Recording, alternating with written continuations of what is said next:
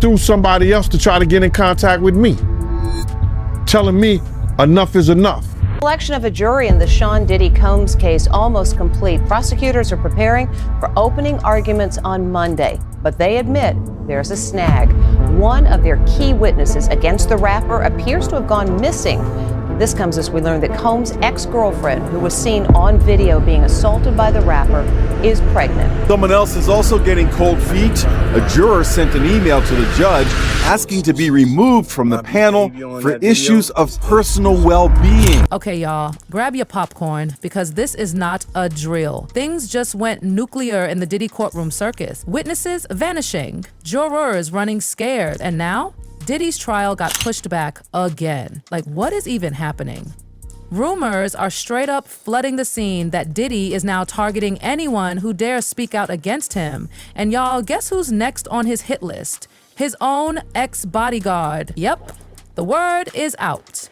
Diddy is ready to sue him for spilling the tea. And get this, Cassie, the one person we all expected to be front and center this week, there's buzz now that she might need full-on witness protection. That's how deep and dangerous this whole mess is becoming. One of the main witnesses, witness number 3, has literally disappeared, gone, like off the grid. And they're dropping out like flies. They're too terrified to even stay involved. What on earth is happening behind these closed doors? Let's break this insanity down. There's been a delay in jury selection in the trial of Sean Diddy Combs. The judge postponing the last phase of the process until Monday. Key witness in the Sean Diddy Combs trial backing out. Victim number 3, as she's called, was set to testify against the music mogul. The name of victim number 3 was going to be revealed when she took the stand, but the woman has apparently gone missing, and prosecutors say they've been unable to reach her. People just get nervous, and this person could just be nervous and just has had second thoughts. If the prosecutor can't find this witness, how might it affect the case? Look, I don't think it's going to have a tremendous effect. The prosecution is going to call a number of alleged victims. So look, this is just one less. Hold on tight because prosecutors just came out swinging. Victim number 3, missing completely. And now people are whispering, no, straight up pointing fingers, that Diddy might have something to do with their sudden disappearance. And listen, that's not some wild conspiracy. This man has a reputation for shutting people up. Even while locked up behind bars, Diddy allegedly tried to reach out and intimidate witnesses. I mean, the audacity. Sources say he didn't just sit tight in jail. No, he was making strategic moves, pulling strings, trying to rattle people into silence. Call logs from the Metropolitan Detention Center? Oh, baby, they're painting a very dark picture. It shows Diddy was allegedly offering bribes to witnesses while sitting in a cell. If that isn't bold, I don't know what is. Well, I mean, on the surface, if the prosecutor's claims are true, this seems like pretty much textbook witness tampering, right? I mean, it appears to be an effort to either, in some cases, intimidate witnesses from testifying against him, or there have been other reports of sort of inducing people to make statements in his defense. There was some allegation that in one instance this was a statement that he in essence dictated or drafted with a woman who made a statement that was attempting to rebut one of the accusers, I believe, in a civil case against him. I mean, witness tampering is bad. The things that Sean Combs is accused of are terrible. He pleads his innocence. The justice system will presumably work its way through.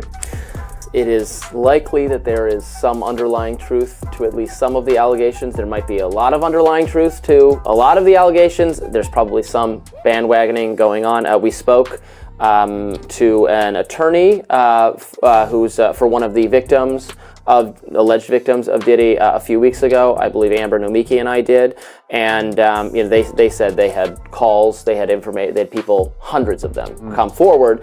They're not going to represent all of them. They're which ones have evidence that can be compelling. What are the best cases to bring that? I also saw a story in the New York Post. This is from a week ago about Diddy stuff that I wanted to read the headline of. Woman claims she saw minors dressed as Harajuku Barbies at Sean Diddy Combs' freak-off parties, what he was describing there to Conan so many years ago. Said these were sex-fueled parties with what she initially thought were little people dressed as Japanese Barbies. And she said, this is her talking to TMZ, "Are those midgets?" And she actually thinks they were kids dressed up in sexy. Oh, gross. So again, that's just from someone who provided this information to TMZ for a documentary. Yeah. But pretty disgusting. It is. No, that's. You want numbers? Here's a number. 200. That's how many times Diddy reportedly called one of the victims. 200 calls, all meant to scare her, gaslight her by her silence with cold hard cash. But wait, it gets sneakier. Diddy allegedly had his family call victims too, and then patch him in like it wouldn't be noticed. This man was scheming. Like chess moves while behind bars, kind of scheming. And just when you think it can't get worse, Gene Deal, Diddy's former bodyguard, steps in with the bombshell. Sources say Gene got a direct message from Diddy himself, and that message was chilling. Shut up. And you right about Diddy's phone being tapped, because news came out that his former bandmate from Dirty Money, she called the other group member Dunn 58 times trying to get her to stop the lawsuit against Diddy. She ain't the only one he was trying to get in contact with. You understand? He sent somebody through somebody else to try to get in contact with me, telling me enough is enough. Oh, okay. You tell Big Mama that enough is enough. You can't tell Wolf Mama enough is enough. You tell D. Ferg Mama enough is enough. You understand? You tell all those people who supported you and they survivors, enough is enough. You didn't tell me about this. So he tried to get somebody to reach out to you? Now I got a phone call from Kirk Burrows. And Kirk Burrows, and I ain't gonna even get this guy no play. Not Kirk Burrows, but one of the Puff dudes that I know that's real close to him said, Kirk told me, yo, he wanna reach out to you, Gene. He wanna speak to you. I said, speak to me for what? What do you want to speak to me for? If he's trying to speak to me, it's for Puff. Point blank. I know the dude. I know how close he is to Puff. He's been with Puff from day one. So he ain't got nothing to say to me, bro. But Kirk Burrows did say to me that the dude said enough is enough. When do it becomes enough? This is relayed to me by Kirk Burrows. This guy is like this with Diddy. You seen him on Drink Champs with him. You see him walking the streets in Miami with him, the whole 9 yards. So I'm saying to him, what does he want to talk to me for? He ain't got nothing to say to me. He said, yo, Gene, he said enough is enough. You know what I'm saying? Enough is enough to what? And I told Kirk Burrows, I said, yo, if he wanted, I said, he don't want to talk to me for himself. He wants to talk to me for Diddy. And I ain't got nothing to say to him. He ain't said enough is enough to Wolf Mother when he cursed out and told her all kinds of shit. Did he say enough is enough to Big's mother? What do you mean enough is enough? And that's how that conversation went. How did you feel about it after you were done? I felt that, like, cause they must have got at Kirk Burrows, cause Kirk called me with the bullshit. Yo, you gotta fix that. You know this, man. God, excuse me. Listen here, bro. I don't care nothing about none of these industry cats and what they do and how they do it. That's their business. You understand? I don't tell a man how to screw his wife and how to spend his money. You don't tell me what I gotta do with my time. Point blank. Do you feel like at some point Diddy could try to come after you or do something, being that he's went after a lot of people, he's did a lot of stuff, as you know about. Cam, let me tell you something, man. If I worried about what somebody would do for me, I wouldn't be the man that I am. He's not backing down. This man witnessed everything, up close, personal, behind those mansion walls. And the moment it all clicked for Gene, oh my God. It was when Diddy allegedly tried to drug Gene's girlfriend. Let that sink in. Not a stranger, not a party guest, Gene's own partner. That's when Gene knew this wasn't some flashy celebrity behavior. This was a dark, dangerous, twisted world. A couple parties I seen, I knew that they were spiking drinks. my girl was at the New Year's party, right? I'm at the front door. I got to make sure everybody got their passes and everything like that. So then my girl and her girlfriend is in the party. So they get bottles of champagne. You know what I'm saying? And I'm looking for them. After everybody comes, they close the door. So I'm going knocking in doors, looking at people. I'm looking for my kid's mother now. What's going on? And I'm getting hysterical. So I decided to go to the car, and I looked in the car. She was in the car asleep. She said, Gene, we started drinking the champagne, and I didn't feel good. And me and Debbie came here and went to sleep.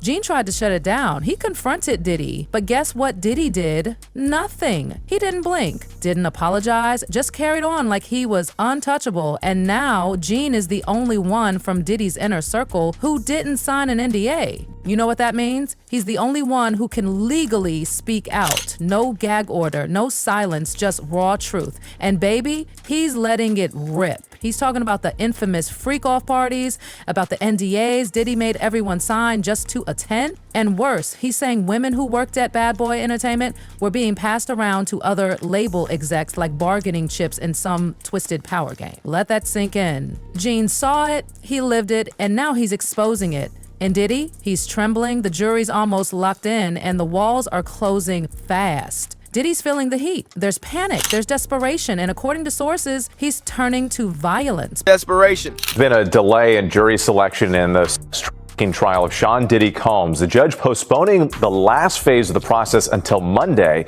Here's ABC's chief investigative correspondent, Aaron Katursky. This morning, Sean Combs is preparing to stand trial on sex crimes charges that could send him to prison for decades. The 12 people who will decide whether he's guilty are expected to be seated first thing Monday after lawyers make cuts from a pool of more than 40 prospective jurors. The judge initially wanted to do that on Friday, but changed his mind out of fear that jurors, if they had the weekend to think about it, would get cold feet. Once the jury is sworn, attorneys will deliver opening statements and the first witnesses will testify. Among them, Combs' ex-girlfriend Cassie Ventura, one of the women federal prosecutors say was coerced into drugged-up sex marathons known as freak-offs.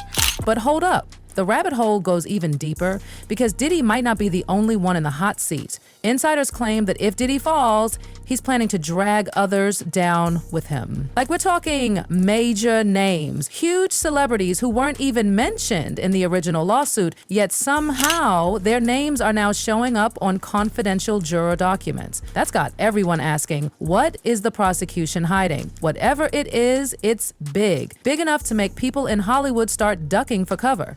And a gossip machine, it's working overtime. Here's why Michael B. Jordan, Kanye West, and more celebrities were name-dropped at Sean Diddy Combs' trial. As jury selection in the mogul's sex trafficking trial got underway May 5th in New York, NBC News reports prospective jurors were shown a list of more than 100 names of people and places that may be referenced during the trial, including actors Michael B. Jordan, Mike Myers, and rapper Kanye West. While the aforementioned celebrities are not implicated in the case, the potential jurors were asked whether they knew any of the names listed and whether it would impact their ability to be impartial, per the outlet. Attorneys did not share an explanation for the list. The names of women who have taken legal action against Combs were also on the list, including his ex-girlfriend Cassie Ventura, whose November 2023 sexual abuse lawsuit against the rapper was settled one day after it was filed. Danity Kane alum Dawn Richard, who accused Combs of sexual assault in a lawsuit filed in September, was also listed.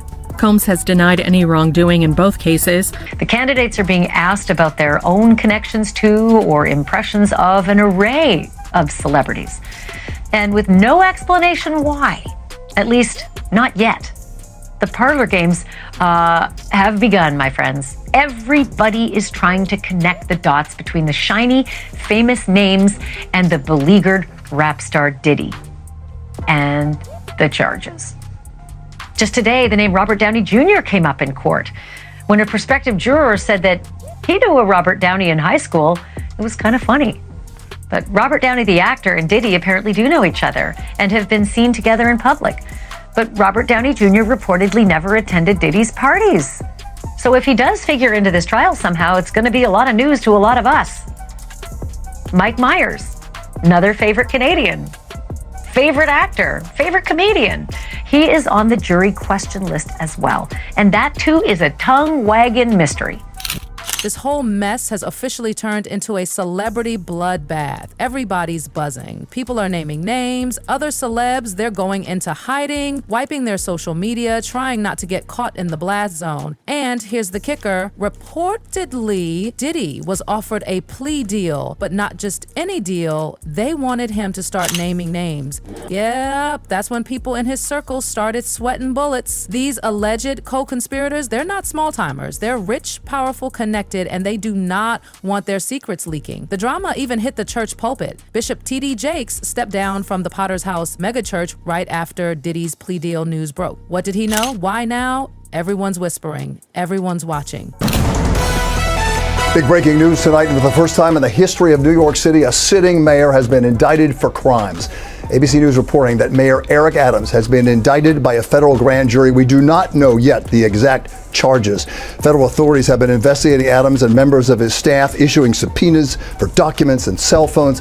Several members of administration have resigned, some of them also friends of Mayor Adams. Again, Eric Adams, the 110th mayor of New York, has been indicted by a federal grand jury. We'll have the latest online and tonight on Eyewitness News at 11. This was a shock to many in the religious community. Bishop T.D. Jakes has been a spiritual advisor to presidents and a religious voice to thousands. Now he says it's time to pass the baton to a new generation. This is a beautiful moment for me.